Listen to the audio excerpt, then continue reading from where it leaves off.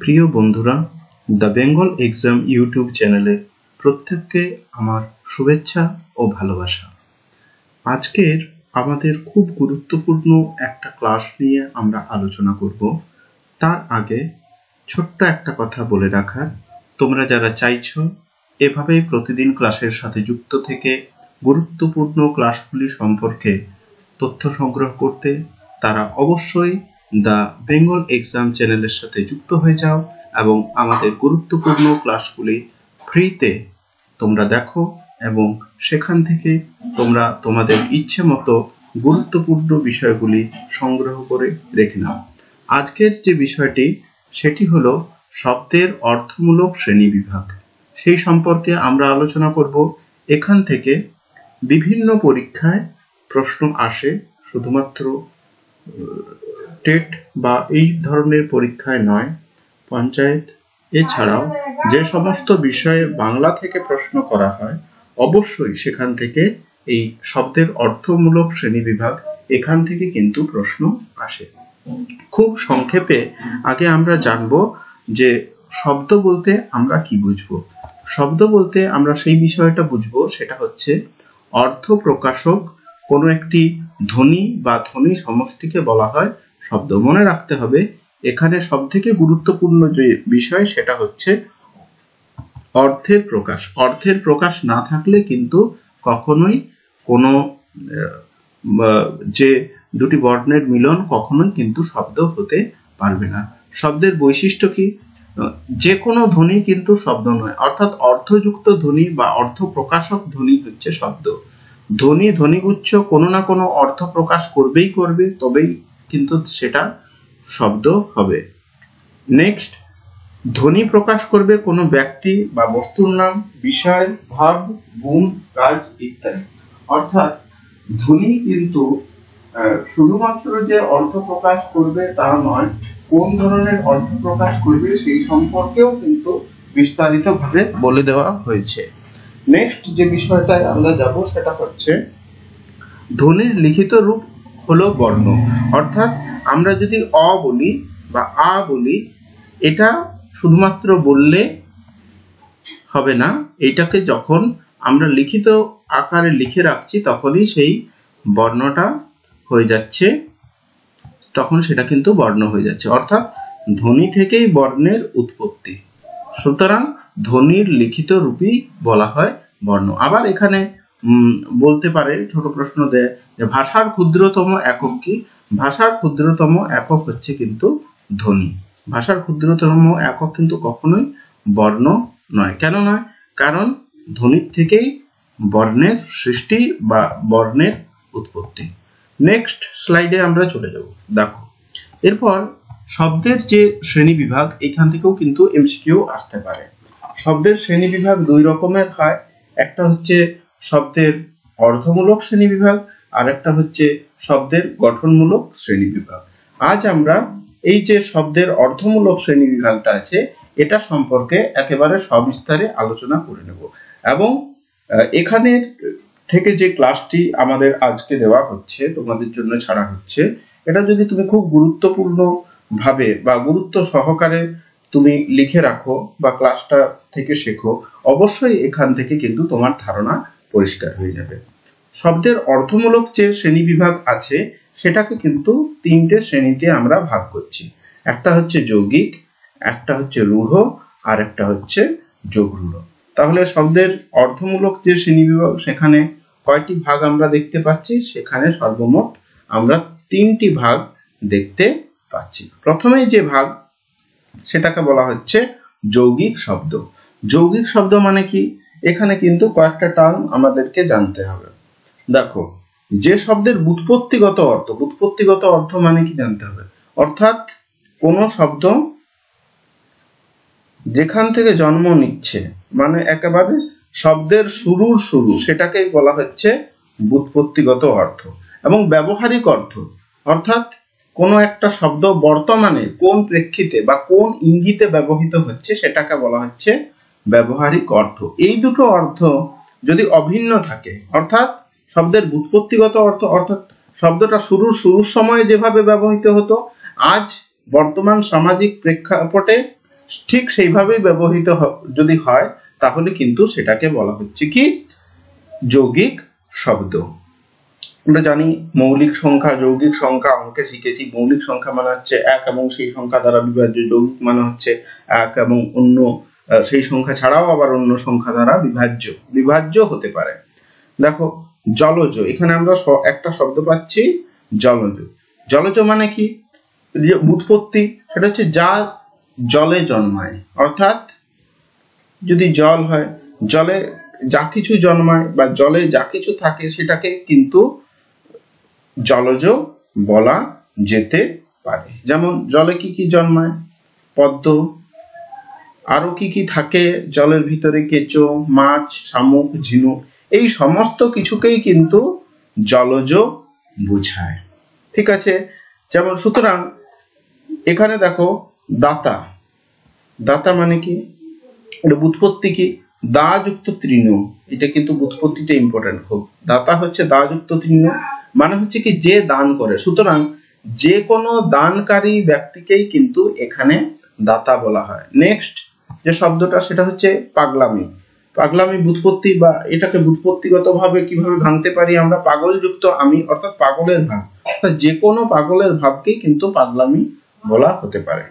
দেখো নেক্সট হচ্ছে গেয়, এটার ব্যুৎপত্তি হচ্ছে গা যুক্ত জ, যুক্ত চিহ্নটা দেওয়া নেই, এটা আমরা এইভাবে কিন্তু ভাঙতে পারি, অর্থাৎ যা গাইবার যোগ্য, অর্থাৎ যে কবিতাগুলোকে সুর দিয়ে গান করা হয় বা যে সমস্ত লিরিক গুলোতে সুর দিয়ে গান করা হয়, অর্থাৎ যা কিছু গাইবার যোগ্য সেগুলোকেই গেয় বলা যায় বা সেগুলোকেই গেয় বলা যেতে পারে।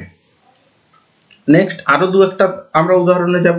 সেটা হচ্ছে দেখো মিতালি, মিতা মানে কি বন্ধু, আলী মিত্রতা মানে বা যেটাকে বলা হচ্ছে বন্ধুত্বের ভাব। এই শব্দগুলির অর্থ শব্দ এর সব সময় কিন্তু একই রকম, অর্থাৎ এগুলো কিন্তু সাধারণত দুরকম অর্থ ব্যবহৃত হয় না। যেমন মিতালি এই শব্দটা, এটার ব্যুৎপত্তিগত অর্থ যা মানে হচ্ছে মিত্রতার অভাব বা বন্ধুত্বের ভাব। এই মিতালি শব্দটাকে কিন্তু তুমি অন্য কোনো ভাবে ব্যবহৃত করতে পারবে না বা ব্যবহার করতে পারবে না। যেমন তার সাথে রহিমের মিতালির সম্পর্ক, মানে বন্ধুত্বের ভাব বা তাদের মধ্যে মিত্রতা রয়েছে।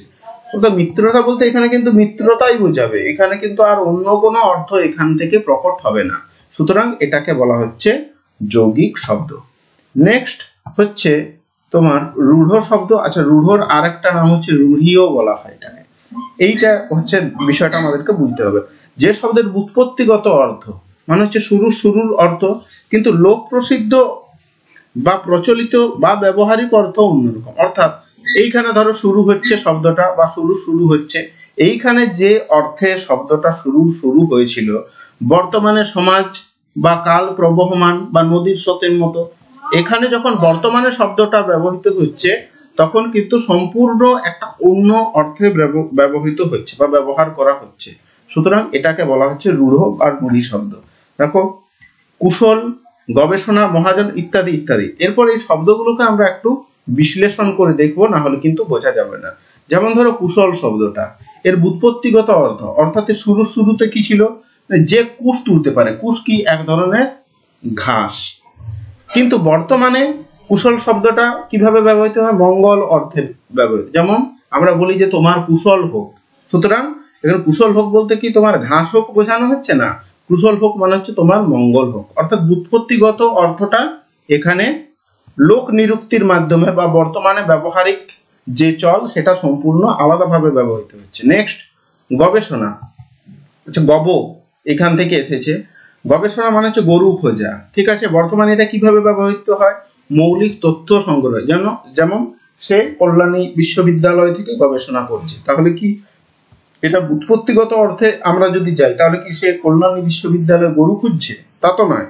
সে কল্যাণী বিশ্ববিদ্যালয় থেকে মৌলিক তথ্য সংগ্রহের কাজ করছে বা গভীর আলোচনা বা নিবিড় আলোচনা, মৌলিক আলোচনার কাজ করছে।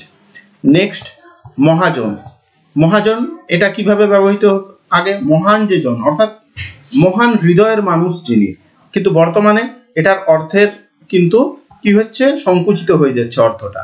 বর্তমানে এটা কিন্তু পাওনাদার অর্থে ব্যবহৃত হয়, অর্থাৎ যিনি টাকা পাবেন বা যিনি কোনো একটা লোন দিয়েছেন বা মোটা অঙ্কের কোনো সুদ দিয়েছেন, তাকে কিন্তু মহাজন বলা হয়। নেক্সট ঝি। এই ঝি শব্দটা কিন্তু শাক্ত পদাবলিতে অনেকবার আছে। দেখো ঝি বলতে আগে ব্যবহার করা হতো কন্যা শব্দ। ঝি মানে হচ্ছে আগে কন্যা অর্থে ব্যবহার করা হতো। যেমন ওইখানে শাক্ত পদাবলিতে উমাকে বারবার ঝি বলা হচ্ছে, উমাকে ঝি বলা হচ্ছে। মানে কি, তাহলে কি উমা, আমরা এখন যে নিরিখে ঝি শব্দটা ব্যবহার করি, কি নিরিখে? কাজের মেয়ে, এই নিরিখে ব্যবহার। তাহলে কি উমা কাজের মেয়ে ছিল না, তিনি কন্যা ছিলেন। কার কন্যা ছিলেন? হিমালয় কন্যা। বোঝা গেল? অর্থাৎ হিমালয়ের ঝি বলা হচ্ছিল তাকে। নেক্সট জ্যাঠামো। জ্যাঠামো অর্থটা আগে কি, অর্থাৎ জেঠার মতো কাজ। জেঠা মানে হচ্ছে কি, বাবার যিনি বড় ভাই তাকে জেঠা বলা হচ্ছে, কিন্তু বর্তমানে জ্যাঠামোটা চাপল্য অর্থে, চতুরতা এই অর্থে কিন্তু, বা চালাকি এই জাতীয় অর্থে ব্যবহার করা হয়। নেক্সট চিনি। চিনি মানে হচ্ছে কি, চীন দেশের থেকে যা কিছু পাওয়া যায় সেটাকেই কিন্তু চিনি বলা হতো। এই চিনিটাও কিন্তু একটা চৈনিক বা চীন দেশের শব্দ, চীনা শব্দ। কিন্তু বর্তমানে চিনিটা কি অর্থে ব্যবহৃত হচ্ছে? চিনি বা সুগার, মিষ্টি এই জিনিস হিসাবে কিন্তু ব্যবহৃত হচ্ছে, চীনের দ্রব্য হিসাবে কিন্তু ব্যবহার করা হচ্ছে না। নেক্সট হচ্ছে শুশ্রূষা। আগে শুশ্রূষা মানে কি ছিল? শোনার ইচ্ছা। তুমি একটা কোনো গান শুনতে চাও, শোনার ইচ্ছে প্রকাশ করছো, সেটাকে শুশ্রূষা বলা হতো।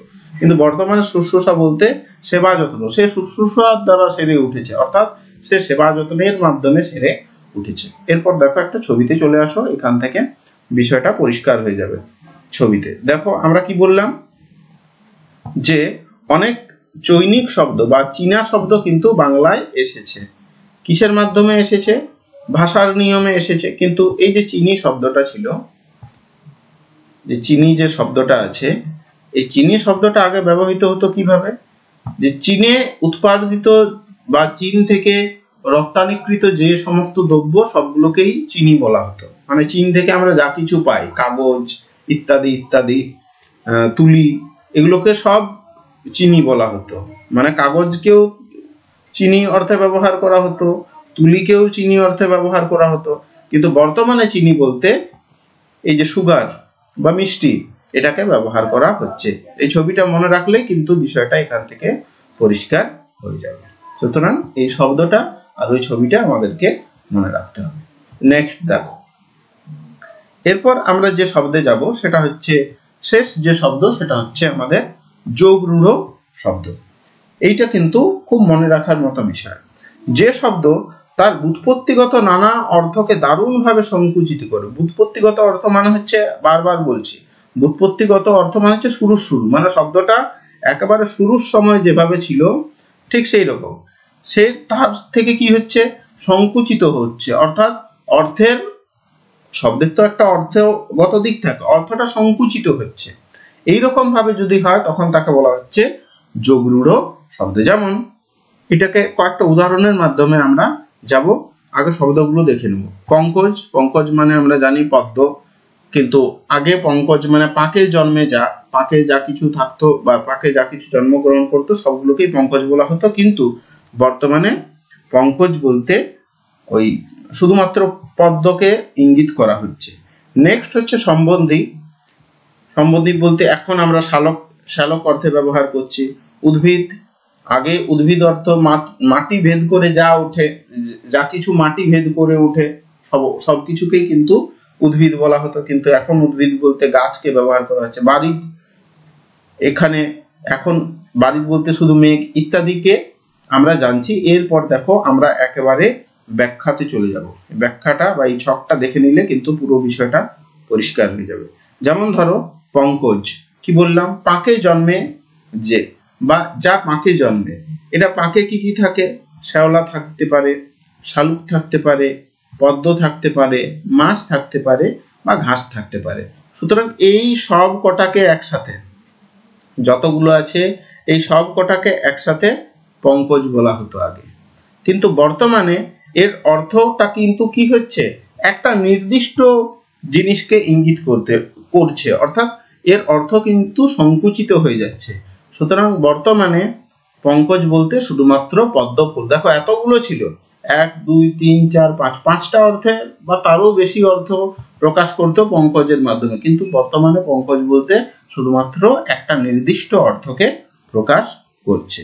নেক্সট দেখো সম্বন্ধী, অর্থাৎ যার সঙ্গে সম্বন্ধ আছে, বন্ধু হতে পারে, ভাই হতে পারে, বোন হতে পারে, মা বাবা, এনারা সবাই ছিলেন বা এদের প্রত্যেকটা সম্পর্ককে আগে সম্বন্ধী হিসাবে দেখানো হতো, অর্থাৎ যার সঙ্গে কিছু সম্বন্ধ আছে।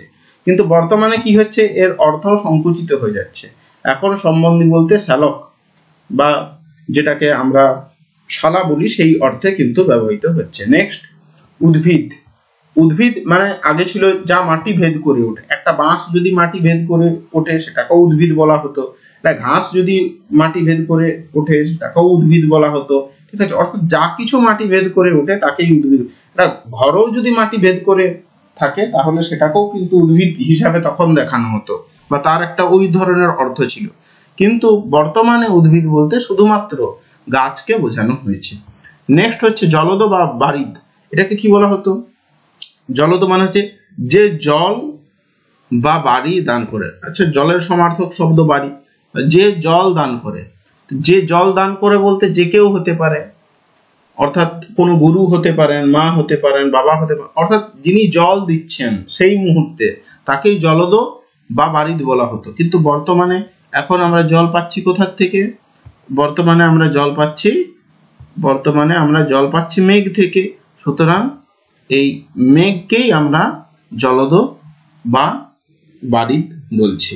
নেক্সট হচ্ছে তুরগ, অর্থাৎ যা ত্বরিত বা দ্রুত যেতে পারে। যা কিছু দ্রুত যেতে পারে। দ্রুত যেতে পারে বলতে খরগোশ হতে পারে, জোরে দৌড়ায়, হরিণ হতে পারে, বাঘ হতে পারে, ঘোড়া, কুকুর, এরা আগে কিন্তু খুব জোরে দৌড়াতে পারত। যে সমস্ত প্রাণীরা সবাইকে কিন্তু তুরগ বলা হতো। কিন্তু বর্তমানে এর অর্থ সংকুচিত হয়ে যাচ্ছে। সংকুচিত আর প্রসারিত দুটো কথা আছে। প্রসারিত হচ্ছে মানে অর্থের ব্যাপ্তি ঘটছে, আবার উন্নত অর্থ প্রকাশ করছে সেটা না। এখানে কি হচ্ছে, শব্দের অর্থ সংকুচিত হচ্ছে। যদি তা হয়, এখন বর্তমানে শুধুমাত্র ঘোড়াকে বা তুরগ বলতে শুধুমাত্র ঘোড়াকে ইঙ্গিত করা হচ্ছে। যেমন ধরো এই যে পঙ্কজ শব্দটা আমরা এখানে লিখেছি। পঙ্কজ বলতে আমরা কি বুঝতাম, ছবিটার মাধ্যমে আরেকবার বিষয়টা ক্লিয়ার করে নিই। পঙ্কজ বলতে আগে আমরা বুঝতাম যা কিছু পাকে জন্মে, যেমন শামুক হতে পারে, ঝিনুক হতে পারে, ঠিক আছে, শ্যাওলা হতে পারে, সব কিছু কিন্তু ছিল পঙ্কজ। কিন্তু বর্তমানে পঙ্কজ বলতে কাকে বোঝানো হয়েছে? বর্তমানে পদ্ম ফুল, একেই শুধুমাত্র পঙ্কজ বলা হচ্ছে। বোঝা গেছে? অর্থাৎ এর অর্থ সংকুচিত হয়ে যাচ্ছে। নেক্সট দেখো আরো কিছু বিচিত্র শব্দ, যে শব্দগুলো কিন্তু খুব গুরুত্বপূর্ণ, এখান থেকে কিন্তু প্রশ্ন পড়ে। এই বিচিত্র কয়েকটি শব্দ সম্পর্কেও আমরা সবিস্তারে এখানে আলোচনা করে নেব। দেখো আছে তোমার ধন্যাত্মক শব্দ বা অনুকার শব্দ। সংজ্ঞাতে আমরা যাব না, খুব ছোট্ট করে শুধুমাত্র আমরা সংজ্ঞাটা পড়ে নেব। দেখো কি বলেছে, বাস্তব ধ্বনির অনুকরণে, অর্থাৎ এখানটা বুঝতে বাস্তব ধ্বনি মানে কি? বাস্তব ধ্বনি মানে হচ্ছে কোনো একটা আওয়াজ প্রকৃতিগত, যেটা প্রকৃতির থেকে সরাসরি যে আওয়াজটা আমরা শুনছি। ধরো এখানে মেঘ আছে, মেঘ থেকে বৃষ্টি পড়ছে, ঠিক আছে, অর্থাৎ এটা একটা প্রাকৃতিক ঘটনা। এই যে বৃষ্টি পড়ার একটা যে আওয়াজ, সেটাকে কি বলা হচ্ছে? বাস্তব ধ্বনি। বাস্তব ধ্বনি জিনিসটা কি বোঝা গেল? তো বাস্তব ধ্বনির অনুকরণে সৃষ্ট শব্দকে ধনাত্মক বা অনুকার শব্দ বলে। আমরা কিন্তু এবারে ডিরেক্ট উদাহরণে চলে যাব, নাহলে কিন্তু বোঝা যাবে না। যেমন ধরো ঝকঝক কলসির বকবক শোনো, কলসির যে আওয়াজ, ঠিক আছে, এই যে বকবক শোনো, বকবক এই আওয়াজটা কিন্তু মানুষদের আওয়াজ, যে দেখবে বলে মাঝে মধ্যে বেশি বকবক করি না, সুতরাং এই বকবক শব্দটা হচ্ছে বাস্তব ধ্বনি। ঝকঝক এটাও কিন্তু একটা বাস্তব ধ্বনি, যে ঝকঝক করছে, বাসনটা এত সুন্দর মাজা হয়েছে যে ঝকঝক করছে, এগুলো কিন্তু বাস্তবের থেকে উঠে এসেছে এই শব্দগুলো। সুতরাং এগুলোকে বলা হচ্ছে অনুকার শব্দ। আবার ধরো চরকার ঘর ঘর, এটাও কিন্তু এই যে ঘর ঘর আওয়াজটা একটা বাস্তব ধ্বনি। পড়শির ঘর ঘর, এখান থেকেও কিন্তু বাস্তব ধ্বনি অনুকরণে আরেকটা ধ্বনি সাম্য সৃষ্টি হচ্ছে। যেমন ধরো মন্দিরিতে কাঁসর ঘন্টা বাজলো ঢং ঢং, ঠিক আছে, এটাও কিন্তু একটা বাস্তব ধ্বনি। মন্দিরের ঘন্টার ধ্বনি, যে ঘন্টাতে যে আওয়াজ হয় সেটা অবশ্যই একটা বাস্তব ধ্বনি। নেক্সট, বৃষ্টি পড়ে টাপুর টুপুর, এই যে বললাম যে বৃষ্টি পড়ার আওয়াজ, এটা তো একটা প্রকৃতিগত ঘটনা, এর একটা তো আওয়াজ হয় সত্যি সত্যি, একটা বাস্তব ধ্বনি আছে। তো বাস্তব ধ্বনির অনুকরণে সত্যি সত্যি যে শব্দটা আমরা সৃষ্টি করি সেটাকে বলা হচ্ছে অনুকার শব্দ। ঠিক আছে, যেমন বুক করে দুরু দুরু, দেখবে আমাদের যে হৃৎপিণ্ড থাকে তার একটা নিজস্ব আওয়াজ আছে, একটা বাস্তব ধ্বনি আছে, সেই অনুকরণে আমরা কিন্তু এই দুরু দুরু শব্দটা সৃষ্টি করলাম। বোঝা গেছে? এরকম হাজার হাজার উদাহরণ কিন্তু আমরা বাংলা ভাষা, বাংলা সাহিত্যে ইত্যাদি ইত্যাদি ক্ষেত্রে কিন্তু ব্যবহার করে থাকি। আরেকটা দেখো খুব গুরুত্বপূর্ণ, ভোঁ ভোঁ করে কান, ঠিক আছে, টলটল করে দেখো, যেমন ভোঁ ভোঁ করে কানে যদি তুমি হাত দাও, এই যে যেটা আমাদের কান আছে, যদি হাতে করে তুমি কানটা চেপে ধরো, দেখবে একটা ভোঁ ভোঁ আওয়াজ হচ্ছে। সুতরাং এটা একটা কিন্তু বাস্তব ধ্বনি। বাস্তব ধ্বনির অনুকরণে দুটো ধ্বনি সাম্য সৃষ্টি হচ্ছে, ভোঁ এবং ভোঁ।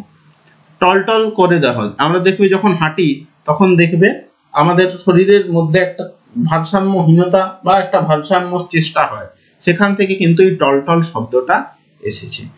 ঠিক আছে, বোঝা গেল বিষয়টা? এটাকে বলা হচ্ছে অনুকার শব্দ। যেমন এইখানে দেখো ছবিতে আমরা চলে আসি, তাহলে বিষয়টা ক্লিয়ার হয়ে যাবে। এখানে ধরো বৃষ্টি পড়ছে, বৃষ্টি কি? বৃষ্টি হচ্ছে একটা অবশ্যই গুরুত্বপূর্ণ প্রাকৃতিক ঘটনা।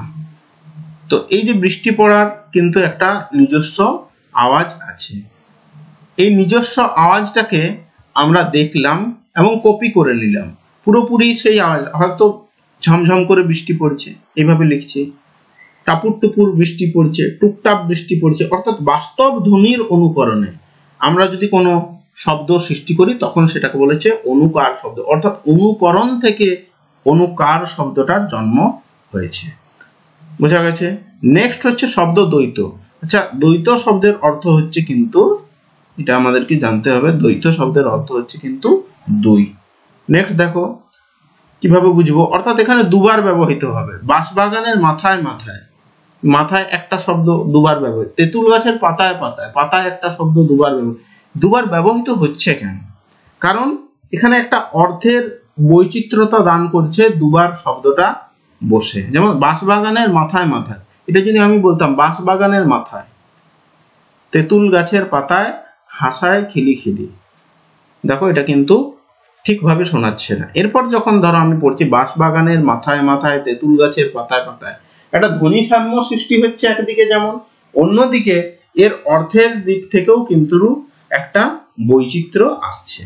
নেক্সট দেখো আর একটা উদাহরণে যাব, যে কর্তা মায়েরা গা গতর ঢেলে চলে যায় নেচে নেচে। এটা যদি আমরা এইভাবে বলি, কর্তা মায়েরা গা গতর ঢেলে চলে যায় নেচে, দেখো অর্থটা হয়তো একই থাকছে, কিন্তু এর অর্থ বৈচিত্র্য হ্রাস পাচ্ছে বা লুপ্ত হয়ে যাচ্ছে। সুতরাং কি বলা হচ্ছে, আমরা কি কনক্লুশনে আসতে পারি, যে মাথায় মাথায়, পাতায় পাতায় ইত্যাদি শব্দ যুগলের দ্বারা শব্দ দুটির অর্থগত বৈচিত্র্য কিন্তু প্রকাশ পেয়েছে, অর্থাৎ এর মূল বিষয় হচ্ছে অর্থ বৈচিত্র্য। সুতরাং এটাকে শব্দ দ্বৈত বলা হয়। শব্দ দ্বৈত মানে কি, একটি শব্দ বা পদ পরপর দুবার ব্যবহৃত হয়। নেক্সট, দুবার ব্যবহারের ফলে শব্দের মধ্যে, বাক্যের মধ্যে একটা ভাবের বৈচিত্র্য সম্পাদন হয়, না হলে ব্যবহার করব কেন? না হলে তো আমরা একবারই ব্যবহার করতে পারি। এইখানে ভুল হয় শব্দ দ্বৈত এবং অনুকার শব্দের মধ্যে, যে টাপুর টুপুর, মাথায় মাথায়, মনে রাখতে হবে টাপুর টুপুর এটা কিন্তু বাস্তব ধ্বনির অনুকরণে হচ্ছে, মাথায় মাথায়, পাতায় পাতায়, এটা কিন্তু কোনো বাস্তব ধ্বনি নেই ওখানে। টাপুর টুপুর এটা দেখো একটা আওয়াজকে ইঙ্গিত করছে। আবার